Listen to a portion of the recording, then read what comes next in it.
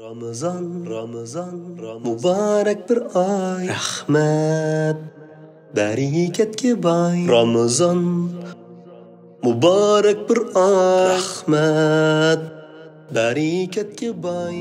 Her qandaq bir başlanışның axırlaşışı bolğanıdək, beşi rəhmət, o'ttirisi məğfirət, axırısı duzaqdan azad buluş bolğan mübarək Ramazan ey bilan həşbəş digüç vidalış aldıda turmaqdımız. Ramazan qandaq tiz kelgen bolsa, yəni şundaq tiz ketkilyaptıdı. Biroq 83 yılğa bedel bolğan Qədir keçisini öz qıtığa alğan mübarək Ramazan onun qədrini bilgen, bu qısqagını bir aydın paydalanıp Rabbi bilan özü o'ttirsidagi munosabatni çiڭita alğan, bolmağır sübətlərini taşlap, İslamның güzel əxlaqlarını özüdə mücəssəmləş arqalı yeni bir qiyafətdə hayatını davam etiş aldıda turğanlar üçün bolsa, ular bilan her vaqt birge yaşaydı. Hayatımız muşu Ramazanның timsalıdır. Xuddi ömrümüzдің bir parçası bolmuş ushbu ay nihayet tizli axırlaşqandek bizning ömrümüzmü bilip bilmey bir yerge berip qalıvatıdı. Elbette altınның qadrini zəgər bilgendek bu ayның qadrini mu haqiqiy ravishda tunuğanlar fursatni g'animat bilib nihayet yaxshi o'tkizganlar bilalaydi. Ammo ko'pinchimiz o'zimizdan unchavala rozi emas. Chunki amdili kunishga boshlagan Allohning kalomi bo'lgan muborak Qur'onning bahriga cho'kib durmarjon qizivatgan muborak oydagi islomiy qarindoshligimiz amdili yiltiz tortayotganda bu ay bilan xo'shlashmoqdamiz. Yaxshilik qilib olsam yoki palon qarindishim bilan bo'lgan o'ch adovatlarimni oxirlashtirib aplashib olgan bo'lsam degandek nurg'un masalalar ko'nglimizga kelgan bo'lishi mumkin. Agar bir kunimiz yoki bir qancha soatimiz qolib qolgan bo'lsa-mu,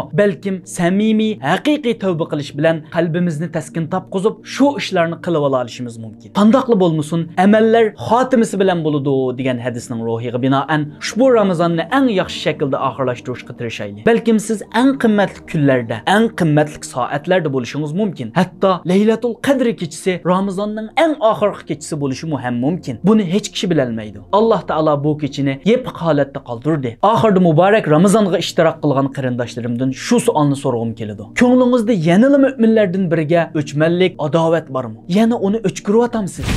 Çünkü Allah Teala sizge şu adavatınız sebeplik heyt günleri xoşal-xuram buluşunu haram kıldı. İnsanlar her vakit Ramazan'da utuq kazanganlar nicatlıkka erişidi o, heytte xoşal-xuram buludu deyişidi. Undaqda ular qandaq kişiler? Ular Ramazan'da Allah Teala günah məsiyyətdən hali halette, qırindaşlarına öçmellik, adavatdan hali halette, epuni özüge yarqılış arqılıq, sağlam, güzel qalb bilen yıqıllaşqan kişilerdir. Bir gün kelidi, o günde hiç kişinin malları, balları esqatmaydı. Fakat Allah Teala'ga sağlam, güzel qalb bilen yaqinlashgan kishilarla utuq qozonadi. Demak ki, yuqorida so'zlangan sağlam, güzel qalb egisi bo'lgan kishi hech tantanasini qilishga loyiq kishidir. Uningdan mahrum qolgan kishi bo'lsa, motam tutishga loyiq kishidir. Qalb sağlamligining ustunligi mana mushundaq qarindoshlar. Shunglashqa qalbimizni o'chmanliklardan, adovatlardan, hasadlardan sağlam tutaylik. Biz hargizmi Ramazon musulmoni emas, balki har vaqt Allohning taqvo qullari bo'laylik.